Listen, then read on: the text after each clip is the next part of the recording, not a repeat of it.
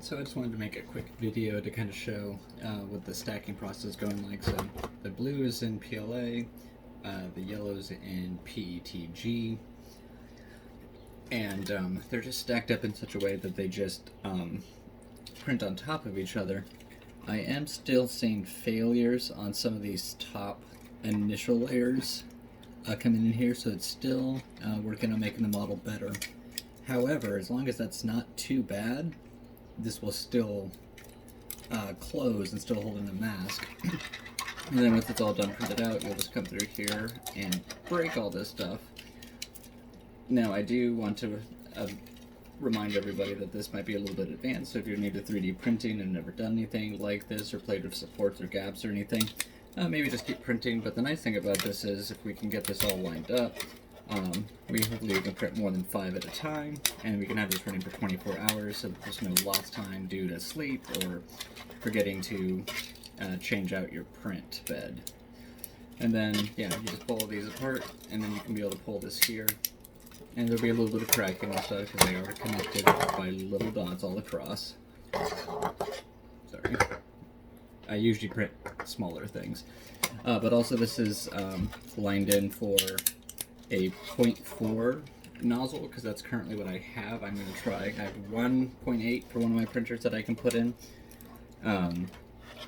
So I might have a new STL coming up for that. This is designed for the 0.28 layer height so that the gaps are 0.28 and they should happen at the same time the printer gets there, so this should be a nice even gap there.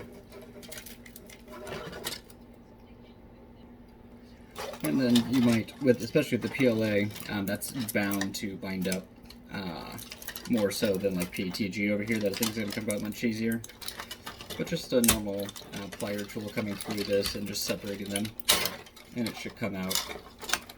And on this particular test, I've done a series of different infills to see when this might fail.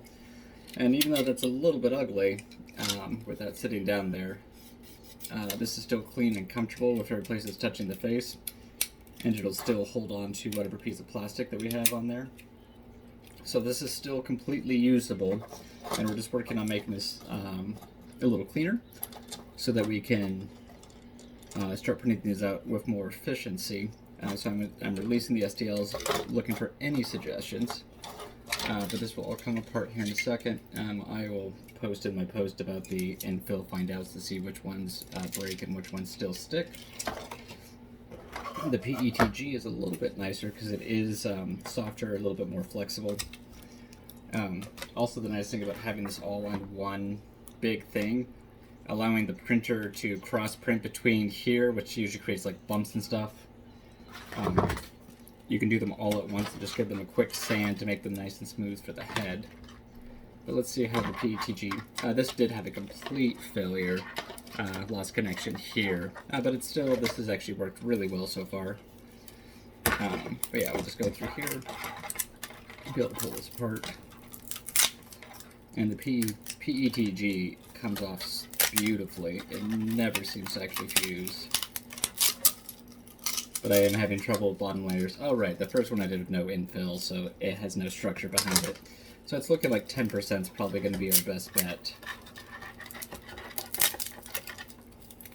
And I'm probably doing this too fast, but if you do this more slowly with a pair of pliers, these should come apart a little bit better.